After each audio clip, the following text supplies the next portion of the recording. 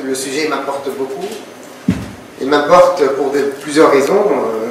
Je passe sur l'importance émotionnelle de la relation Tunisie-Algérie, et c'est fondamental. L'Algérie est un pays important pour nous, Tunisiens, sur le plan émotionnel, familial, relations interpersonnelles, humaines. L'Algérie, c'est pas l'autre, c'est une partie de nous.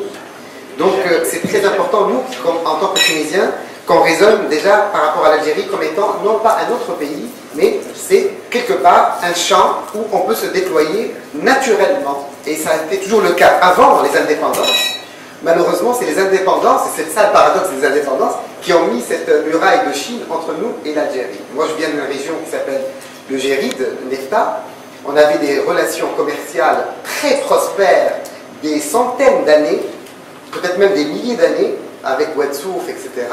Et voilà que l'indépendance pour laquelle on a lutté, on a aimé, on a adhéré, et voilà qu'elle arrive, ces deux indépendances, et qui érige un mur incroyable qui a fait que nous sommes coupés, nous, gens du Géride, totalement de plus de 50% de nos échanges, que ce soit les dates qu'on vend aux Algériens et on achète du blé de Tepessa, que ce soit, enfin, plein de choses qu'on vendait et qu'on achetait de l'Algérie, et ça s'est arrêté. Et donc, il faut revenir à l'histoire et ce côté fake et ce côté superficiel de ces frontières.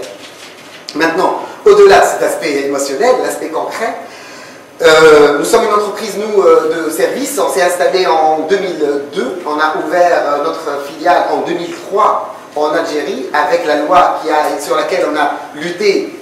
Marouane, tu as été présent, Hicham Loum y a été présent, j'étais président de la TUJ. On a lutté pour cette loi pour l'internationalisation d'entreprises tunisiennes qui a permis qu'une entreprise exportatrice s'installe à 3 millions de dinars, une entreprise non exportatrice à maximum 400 000 dinars. Et tout se passait bien. On a même créé un cluster tunisien, ça marche, c'est très important, je le dis pour tout le monde ici. Personnellement, mon entreprise a hébergé une douzaine d'entreprises tunisiennes dans sa boîte aux lettres pour les aider à s'installer en Tunisie dans une logique de cluster. On était dans une logique moi je faisais des études marketing, médias, etc. Et il y avait des entreprises de production TV, il y avait des entreprises de toutes sortes de communication, etc. qui sont installées grâce à nous, et eux-mêmes, à mon avis, ils ont certainement ouvert la voie pour d'autres entreprises. C'était les années fastes, hein. Slim me reprendra peut-être, mais 2003 jusqu'à 2009, juillet 2009, patatras, vraiment, comme dirait un humoriste algérien, et puis paf, juillet 2009, la loi est arrivée, où Yaya nous dit, vous êtes censé, il y avait un flou, hein, il y a eu un flou pendant 2-3 mois, il faut le savoir, hein, c'est traumatisant ce que je dis. Je vous fais pas perdre votre temps, mais ça nous a traumatisés, nous, hommes des affaires installés en Algérie.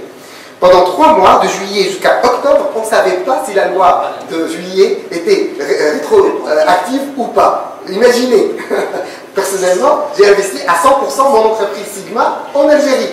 Imaginez qu'on nous impose un 49,51 de quelqu'un que je ne connaissais pas en Algérie pour qu'il achète 51%, non pas de mes actions. Moi, je suis vendeur, moi, je suis open, hein, je suis ouvert tout le temps. Je suis moderne. C'est pas la question, mais c'est notre savoir-faire qu'on a déployé pendant 15 ans. C'est notre savoir-faire, nos logiciels, nos brevets, nos techniques. Les donner comme ça à 49%, c'était pas facile à vivre pendant 3 mois. Et honnêtement, même si après Bouteflika a dit non, c'est pas rétroactif, c'est pas Ouyaya qui l'a dit, hein, c'est Bouteflika, c'est dire que le problème était d'une acuité importante. Donc, quand c'était plus d'actualité l'idée de rétroactivité, non, ça a laissé des traces. Jusqu'à aujourd'hui, je vous le dis, jusqu'au jour d'aujourd'hui, cette loi a laissé des traces. Ne serait-ce que pour nous, notre business à nous, on fait des études. Pour qui on fait des études? Pour celui qui investit. Qui investit? En général, c'est l'investissement direct étranger, c'est extension de business ou investissement nouveau. Et ça, pour cela, il faut que l'environnement de business, il a dit Slim, il faut qu'il soit sain, il faut qu'il soit ouvert, etc. Et ça, aujourd'hui, on n'en a pas la certitude encore depuis ce juillet 2009 en Algérie. Donc aujourd'hui, le milieu des affaires en Algérie est complexe pour nous autres Tunisiens pour le conquérir. Maintenant, je finis en disant deux choses. La première, c'est que souvent, et Slim, encore une fois, est une victime de ça, les pouvoirs publics en Algérie n'ont jamais tenu compte de la vie des PME algériennes.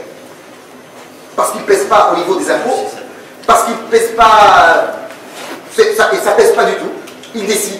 Le jour où il a décidé la ZLA, par exemple, il n'a pas du tout demandé l'avis des Algériens, parce que moi je suis de droit algérien, donc il ne m'a pas demandé mon avis.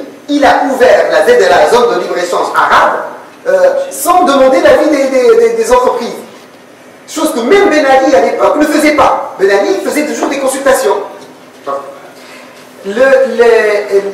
Donc il y a ce problème. Et nous, ici, on a le problème, l'autre problème de l'autre côté, c'est que notre diplomatie économique tunisienne est tellement faible qu'elle n'a même pas pu obtenir, ne serait-ce que l'égalité ou l'équité avec les partenaires européens de l'Algérie pour l'exportation.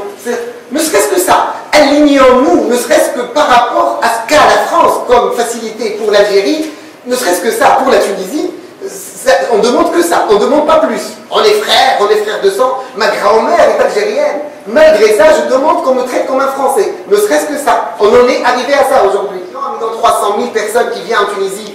Et ça, c'est un des plus beaux, à mon avis, acquis qu'on n'a pas du tout travaillé. C'est cette classe moyenne algérienne. Parce que les slims, ils passent plus ses vacances chez nous. Hein.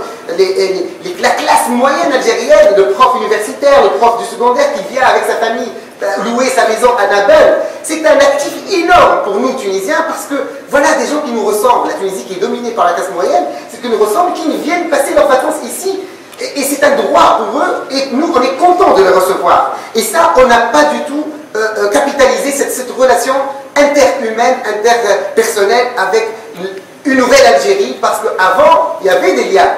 Maintenant, c'est revenu d'une autre manière, mais on devrait travailler dessus. Donc, l'avenir est toujours dans l'idée de ce qu'on appelle la relation interpersonnelle avec un pays comme l'Algérie. Je reviens à l'émotionnel. Je finis en disant que l'Est algérien, c'est 12 millions d'habitants, c'est des gens avec l'équivalent de la Tunisie, avec lesquels on peut travailler et on a beaucoup de choses à leur offrir. Ils ont beaucoup de choses à nous offrir.